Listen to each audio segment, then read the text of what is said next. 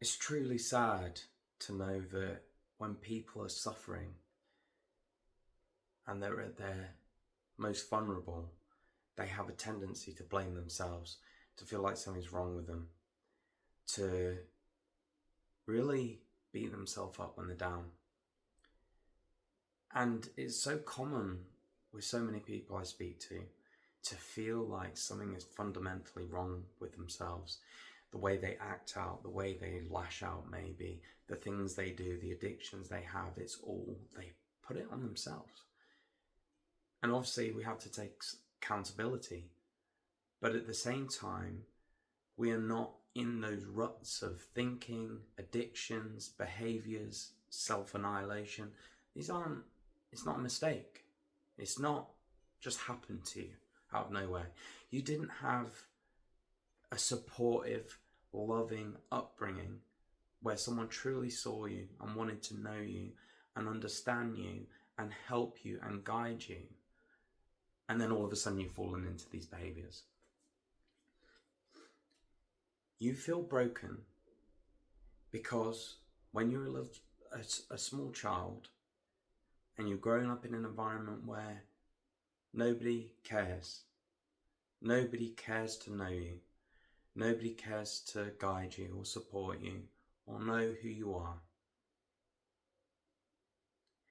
As a child, you think it's because of you. You know, you're born into this world, you don't know anything. All you know is what you see and what you hear, and the people that are so much higher than you, they must have it going on, they must know what's going on. So you blame yourself.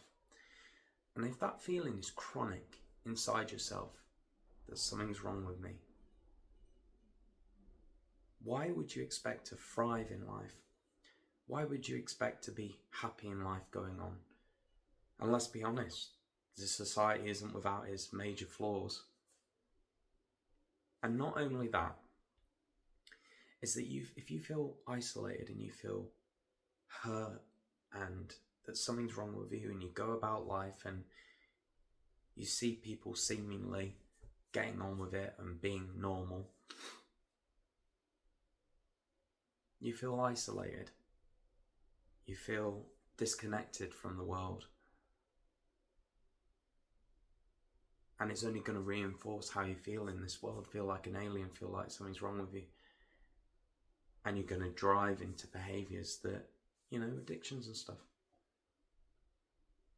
And when you partake in that addiction, whatever it is, you then further blame yourself. There's something wrong with you. Why am I doing this? It's awfully toxic. What I want you to do is actually understand that you were set up to fail. And that brokenness isn't you. It's actually that no one cared to know you, so you learned not to care about yourself.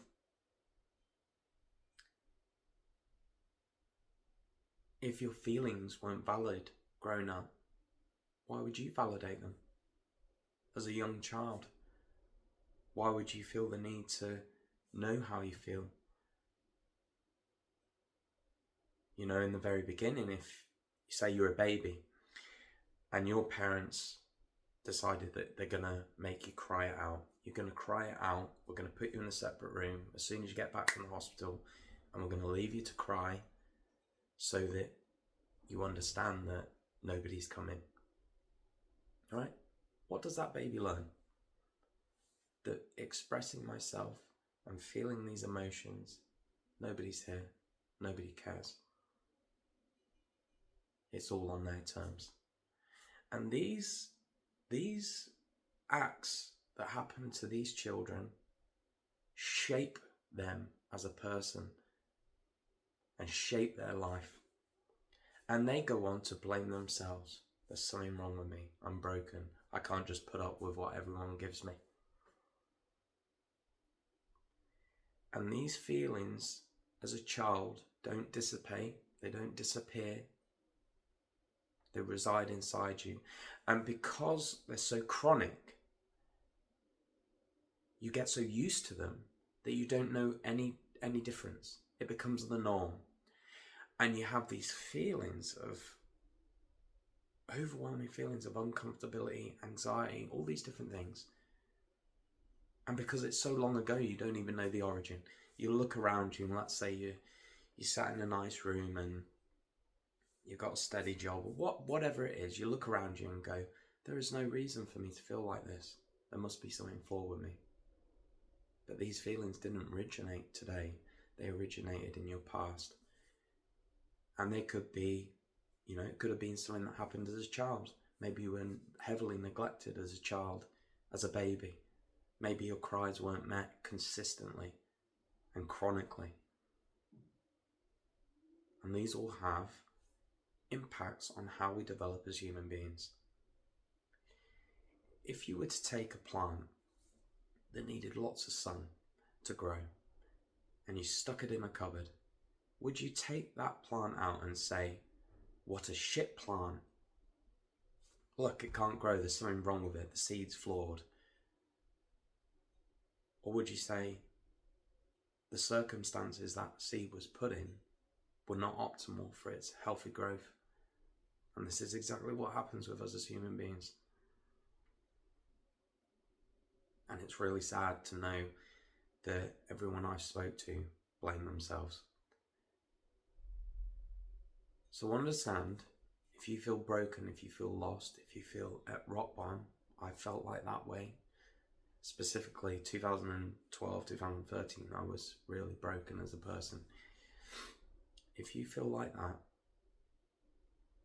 you need to fight that urge to beat yourself up and to understand that these feelings are not a mistake. They're not coming out of nowhere. They are a result of something that has happened to you.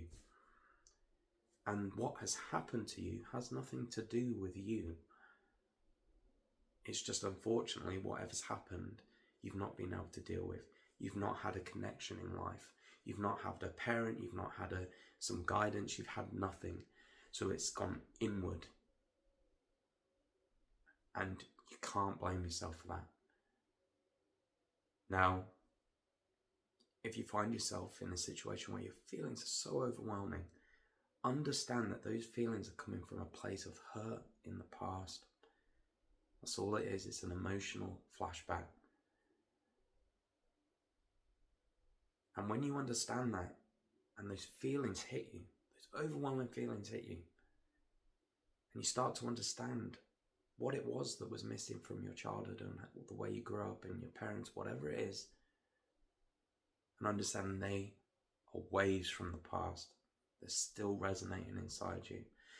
And when you stop rejecting them, and those feelings come up and you go, I'm actually valid in feeling very angry. I'm actually valid in being very upset. I'm very valid in how I am feeling right now. And I understand why I feel the way I do, because my needs weren't met. I learned my emotions weren't valid. I wasn't validated in being able to be angry. I wasn't validated in, whatever it is. Just an example. I wasn't allowed, I was shamed for being angry or sad. My mother in particular saw me as being very, very lucky because of the toys I had. Therefore, because other children don't have those toys, I have no right to be angry or sad. So what does that teach me? That those feelings are bad. And I rejected those feelings over and over again. I suppressed any negative emotion because I was told they were bad. They weren't valid. And there's a great peace in knowing that anything arising in you, whatever it is, anything that comes from out inside of you, whether it's being upset, angry, sad, anxious, anything, it's not wrong. It's not bad. It shouldn't be shunned. It should be accepted. But the problem is that when you were growing up, they were rejected. And it taught you to reject them. It taught you to reject yourself. And you did. You rejected yourself. and leads us into people pleasing and valuing other people above ourselves, and codependency, valuing people's opinions above ourselves. Just another example, when I got with my partner, she was very free to express herself when she was disappointed, when she was upset. And whenever I felt disappointed or upset, it was so quiet that I never acknowledged it. I never acknowledged anything.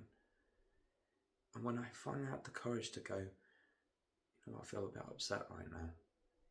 If her emotions were visibly more intense than mine, it squashed me completely, because that's the dynamic I had with my mum.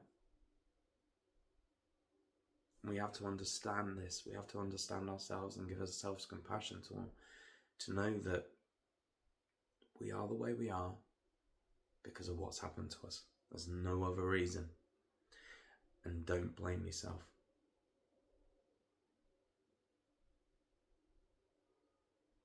And when you can finally sit with those feelings and have compassion for yourself and understand that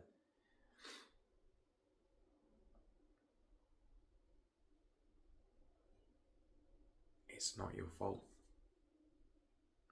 These feelings inside are just yourself and how you've been hurt.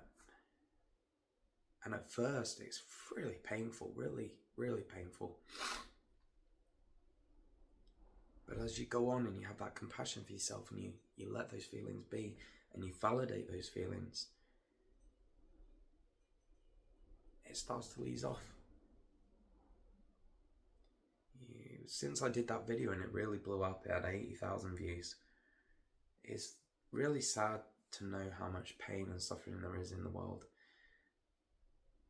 and how much of it is, you know, people blame it on themselves. And as long as we blame it on ourselves, it'll never change. It took me a long time to know that, to accept that, to realize that.